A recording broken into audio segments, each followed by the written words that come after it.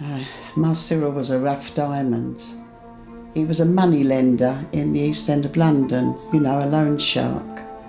And he was really hard on the round, not the sort of person you'd like to have call on you. There were times even when he carried a gun. Of course, when I met him, I was a young single mum. I had 2 children, Peter and Dennis. And, you know, life was exciting. I thought it was wonderful that he should take notice of me. Unfortunately, Cyril was a womaniser and a heavy drinker. I think it was the drink that fuelled his anger. And unfortunately, I bore the brunt of it on many occasions. I mean, life with him was really awful at times. His mood swings were really scary. There were times when I wanted out, you know, I really had had enough, and I just couldn't go on any longer. They were terrifying days. Really. And so I asked Cyril for a divorce. He didn't want to know. He talked me round. He had a right silver tongue, I tell you. Things began to change in 1980. My den, he'd been walking around with this big black book under his arm, and he'd gone all quiet. Of course, I found out he'd become a Christian, but it was all alien to me. I didn't know what it was, what was happening even. I mean, no one had ever been religious in our family. What was going on? I don't know. Anyway, he asked me if I'd go along to church. But I said, no, I can't, Dennis. I'm a heavy smoker. How could I do that? But anyway, in the end, he wore me down. And so I did go. I thought I'd go to please him. And then Den had the cheek to ask me to go again. I said, I've done it. I've been. What do you mean? You have to laugh, don't you? I mean, I'd already been. Of course, Den wouldn't let me get away with it because he was being baptised later in the year, and he asked me if I'd go.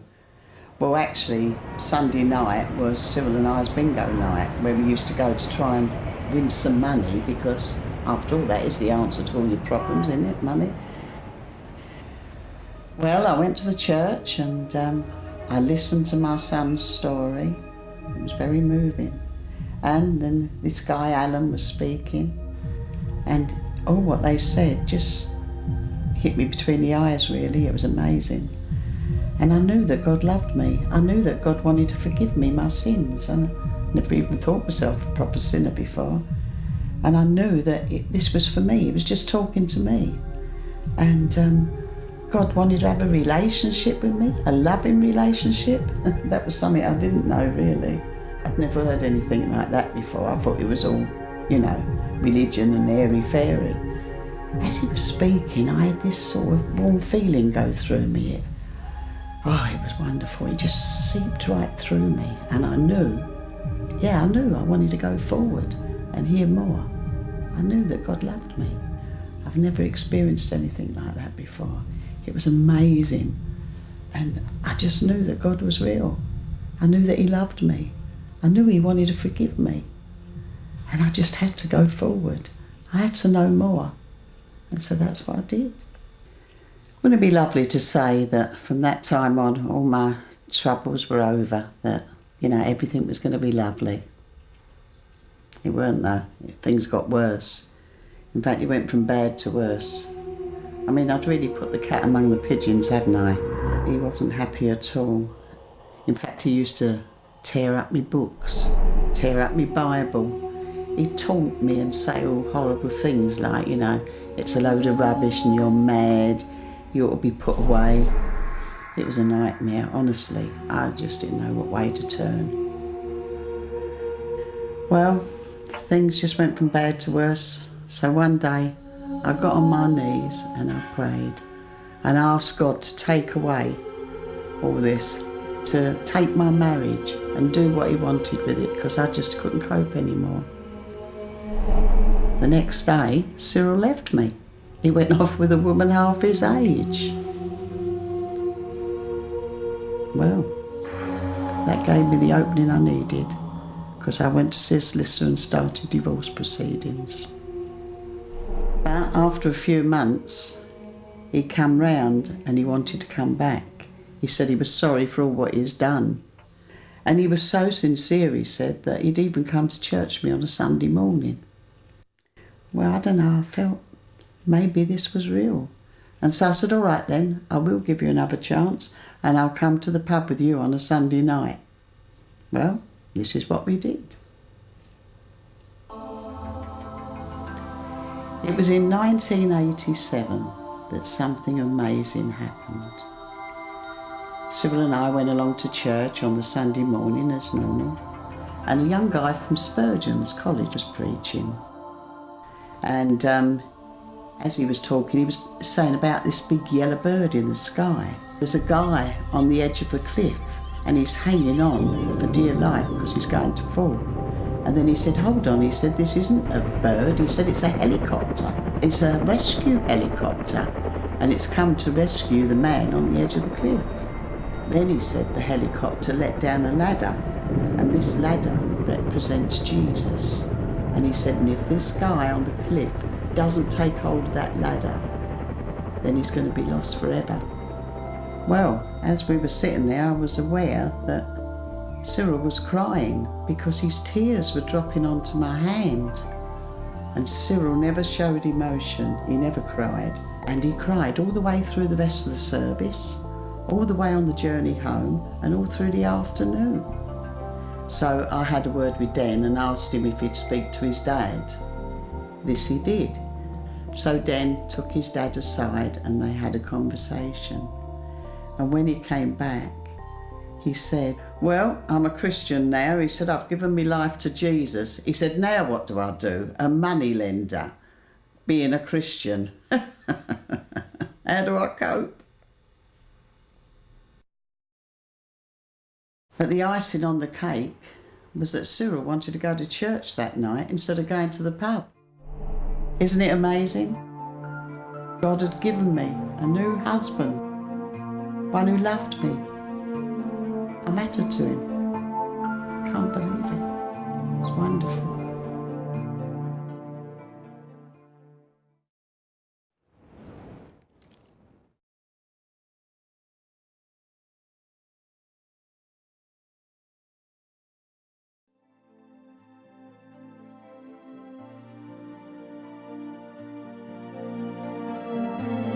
It was about 2 days before he died, and he hadn't said anything, or, you know, he was just laying there. And then suddenly he sat up in the bed, and it was amazing. We all looked at each other, and he sat up and he looked around and he said, soon and very soon we are going to see the King.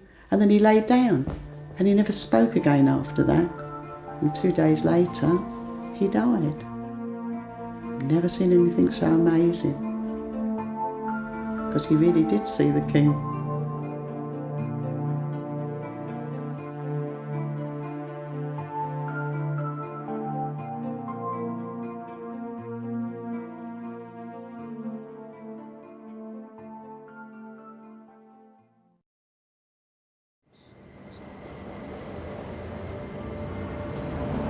Hi, I'm Jenny Fernandez. I'm a nurse and I'm employed at this Royal London Hospital. I've known some real tough times. I've been homeless, my marriage has broken up, and I brought up 3 children on my own, and I had to study 7 days a week to be a nurse. And everything was really very, very difficult. But God has always been there for me. He's just brilliant. He's my everything.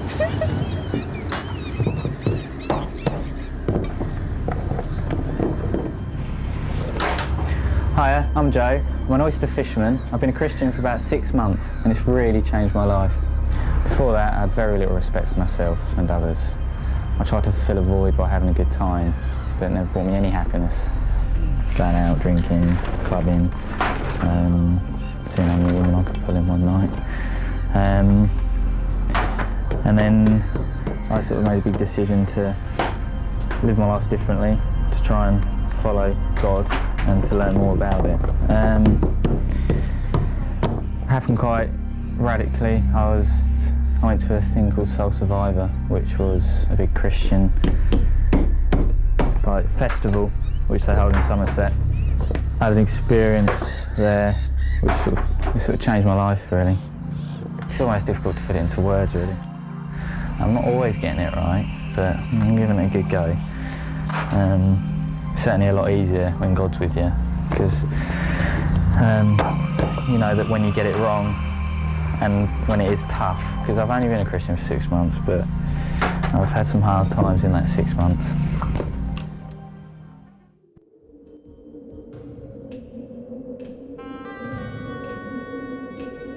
Hi, I'm Anis Meher. I come from South Pakistan. I was very devout Muslim. I came from a very devout Islamic family, and I always tried to observe the Islamic law. Going to mosque 5 times a day, observing Ramadan, doing everything that's good. And I joined a very extremist wing of Pakistan Army, and I received a basic training in one of their training centers along the Indian-Pakistan border. While I was there, I was instructed by my superiors to spy on an American missionary who was spreading Christianity among Muslim youth. And at my first meeting, I was very mad at him, and I really wanted him to go back to his country. But I was surprised. He was speaking to me in a kind manner, like a father to his child, like a friend, and he never lost his temper, and that really challenged me.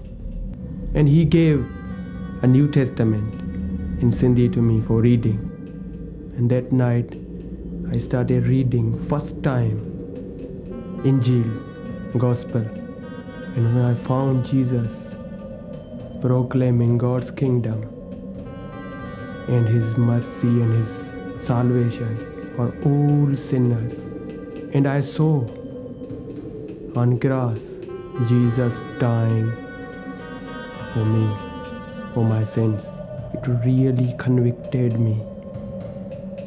And that night, I made a decision. Knowing Jesus is something greater. I cannot just pick up a pen and put down on paper. It's all about a joy. Jesus set me free, and I feel really great. I feel happy, contented. I cannot just say in 2-3 words. It's all about love, His love for me. By American standards, I've lived a charmed life. I have a beautiful big house, married to an executive. I have a great job. And everybody just thought, wow, Cheryl's on top of the world.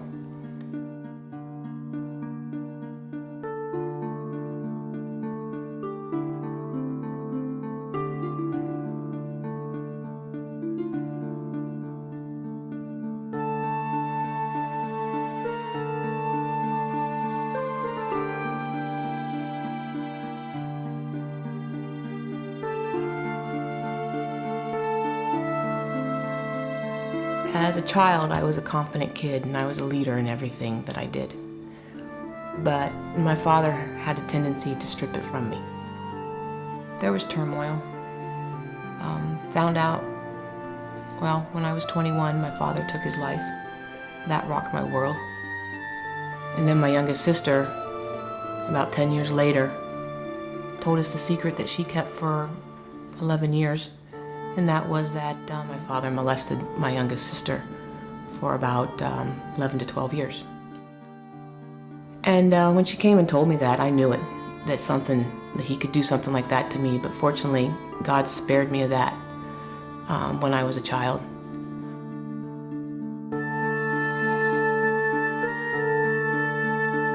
And then 2 years ago, my husband came home and said he wanted a divorce.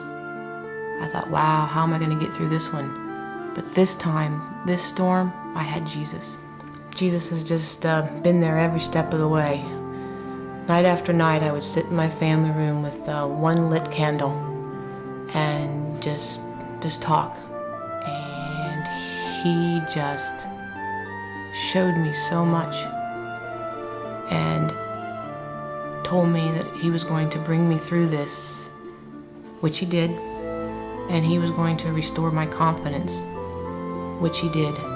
Jesus can take whatever the situation is, and with his power and his power alone, he can just make it work for the good. My confidence is in Jesus, and this time nobody will ever take it away from me. He's been my rock.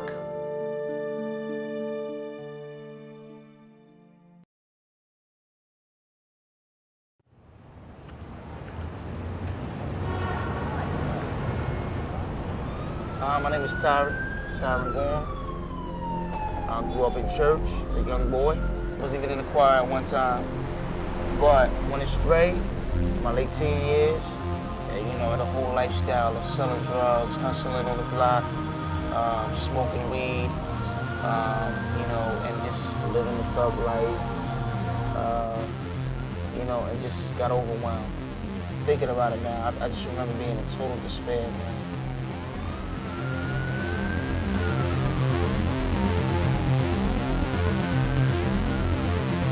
Lonely, hopeless. There's a desperate sense of hopelessness. Finally, I was broken down until I cried out to the Lord, and I cried. I said, God, please, if you're real, please come inside me. Save me, change me. And sure enough, that's exactly what he did. You know what I'm saying? I was born again, man, and from that moment on, it's been just an overwhelming joy of fulfillment. I think one of the most colossal things, though, is just the sense of fulfillment. You know, that personal, that void that you have inside of you being filled and knowing your life is purposeful, you know, and at peace with God. So I am a child of God, and there's nothing no one can do to take that away from me. I mean, that's just an overwhelming feeling and confidence.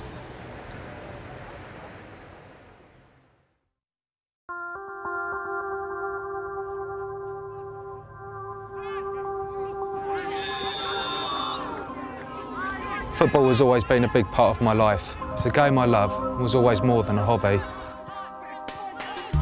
That's why I was devastated when nearly 3 years ago I suffered an injury that quite literally nearly cost me my life. My leg was broken after a particularly nasty tackle. The bloke who did it just seemed to be out to kick people. I never received an apology from the bloke, and my life became a bit of a living nightmare. If all goes well, a leg break would usually require 6 months in plaster. Things weren't so simple for me. I spent 3 months in hospital fighting an infection which was basically a form of tetanus. During this time, a great deal of infected tissue had to be removed from my leg. The doctor couldn't get on top of the infection, and despite much surgery, amputation became a real possibility. By now, my mental state was one of desperation. I just couldn't believe I was still in hospital with holes cut out of my leg. It was just a leg break. How could things have become so out of my control? I was furious with the guy who did this. No one could help me. No one could get through to me. Not my wife, my mum, not even the doctors. The anger and resentment I felt was eating me up like a cancer. I missed my family. I had 3 children at home. My son celebrated his first birthday while I was in hospital. I wanted to be there with him. My wife would come and see me. I would hardly talk to her. I was a miserable, depressed, horrible person. I barely slept at night. I would lay awake, plotting my revenge on the bloke who did this to my leg, planning all the ways I'd be able to get the bloke who did this to me back. And even some of my friends were willing to step in if needed. Then one day, I was visited by my good friend Ed. He saw the state I was in physically and mentally. He prayed with me and he left me a New Testament to read. As I opened it, I saw at the front a page where you could look up suitable verses for the situation you were in. I looked up contemplating revenge. If your enemies are hungry, give them food to eat. If your enemies are thirsty, give them water to drink. In doing this, you will heap burning coals upon their head. I thought to myself, that will do. I took great satisfaction from it and read on. I slept all night, and when I awoke, I had this feeling that a huge weight had been lifted off my shoulders. I knew that I wasn't going through this alone. I knew that Jesus would be carrying me through this difficult and challenging time. My outlook on life is completely different now. I've been forgiven for all the things I've done wrong in my life, and therefore I must forgive those who've hurt me. It's not always easy though. And to be honest, I wouldn't rush up to the bloke who did this to my leg and give him a big hug, but I would shake his hand, because without him, I might never have come to know Jesus. I've changed from that miserable, depressed person into someone extremely happy, probably happier than I've ever been, which is amazing really, all things considered. I'm still nowhere near recovered. My bone is held in place by this metal frame until such time as the bone unites, but I'm confident that Jesus will see me through.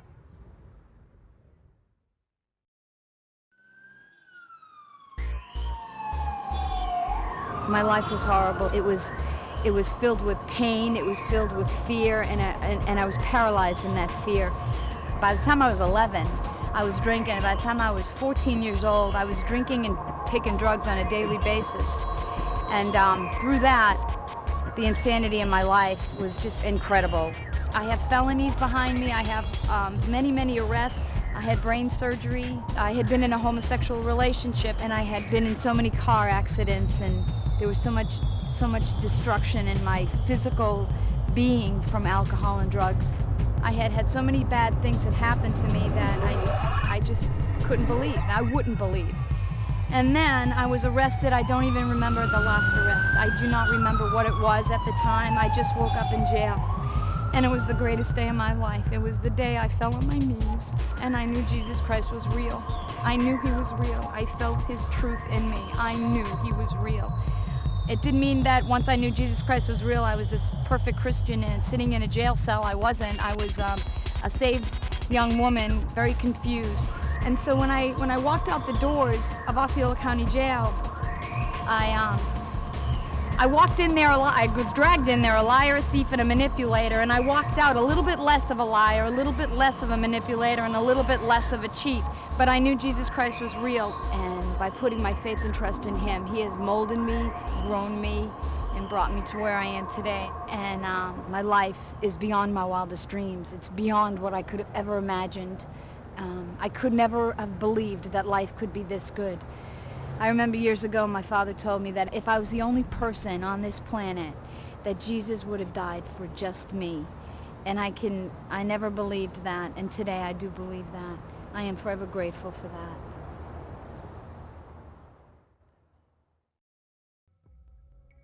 Hi, my name's David Shasanya. I grew up in a housing estate, just something like this in South London. My mum, dad, 2 brothers, didn't have much money. When I was 15, I realized that life was unfair. My dad had a stroke when I was 1. I lived on a council estate. The government paid for every school meal I had, every school uniform, and the 1 holiday. And I suddenly realized that I was angry. Life was not going to treat me the way it treated my parents. I decided I was going to do something about it. I suddenly realized you can make a lot of money by doing a little bit of work. So me and my friends started nicking from shops, and then we'll sell them on so that we can buy the things that we needed. Then we started selling drugs. Not big time, but we made enough money. By the time I was 15, I had more disposable income than my parents. Then came the violence, fighting over territory, trying to assert that you were in control over a particular area. I'll tell you one particular story. We was hanging about in the park, about 15 or 16 of us. And a guy came walking through the park. I think he was a chippy, a carpenter. So he had a bag of tools with him. And this was the park we used to hang out in, so we thought we controlled it. So we said to him, mate, we don't want you walking through this park again. We were only young, and he was a big guy. He turned around and said to us, who do you think you are? I can walk through this park if I want. So we said to him, mate, I tell you what, don't come through this park again. When we got out the park, we said to him, this is going to be the last time you walk through this park. Because he had his tools, he put his bag down and took out a couple of tools. But what he didn't realize is that we had tools too. So we just jumped at him and just began to beat the life out of him, and it was messy.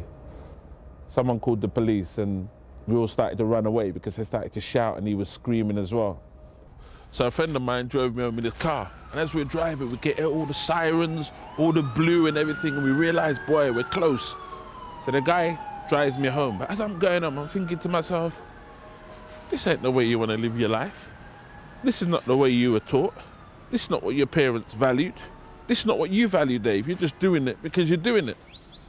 Funny enough, I was going to church every Sunday, but it was making no difference. I brought up in a good home. My parents had values, but it made no difference. had to ask myself, Dave, you've got to change, man. This is not the way you want to live your life. And you're not even living it for yourself, you're living it for other people. Then, I didn't realize it though, life was about to change. I had a cousin called Margaret, but she became a Christian. That means she gave her life to Jesus and said she was going to live the way that Jesus wanted her to. And she did something weird. She invited all the family and said, why don't we all get together? And I thought, well, maybe we're going to get together for a meal or have a laugh or something like what you normally did. And she said, I've got to tell you a story. And she told us that while she was at college, she met some people, and that these people told her about Jesus. And Margaret said, it'd be a shame if half the family's in heaven and half the family's in hell. That hit me, boy, because our family was tight. And so when I heard that, I thought to myself, nah, I want to be with the half that's in heaven. And so I began to get interested in this story she was telling. The strange thing was, I had two cousins, Margaret's sisters, Grace and Christine, and a good mate of Grace's called Indra. The next thing I knew, those two became Christians. They asked Jesus to live in their life. The mad thing was, we all used to go around together doing the same stuff, even though I was a bit more extreme. So it was getting closer now. And then one day they got baptized. That's when they fill a pool with water, and then they put the person in to symbolize that their lives' sins and all the things they've done wrong have been washed away, and that Jesus has made them new. Then the next thing, a guy called Les Isaac, good mate of mine now, he was a Rasta before he gave his life to Jesus. Les was amazing, man. He was a gang leader himself. He had stabbed a man, he had fought with people. He knew what it was to be on the margins. And he told me about the story of Jesus in a way that I understood for the first time in my whole life. And you know what happened? As Les was talking to me, I just felt God speaking to me.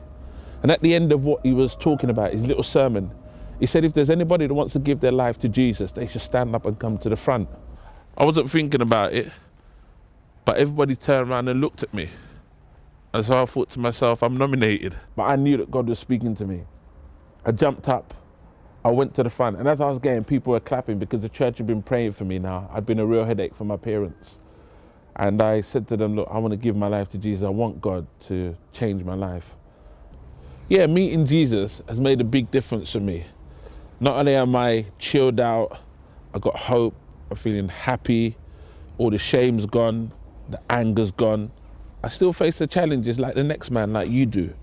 But when I face them, God's on my side, and that makes a difference.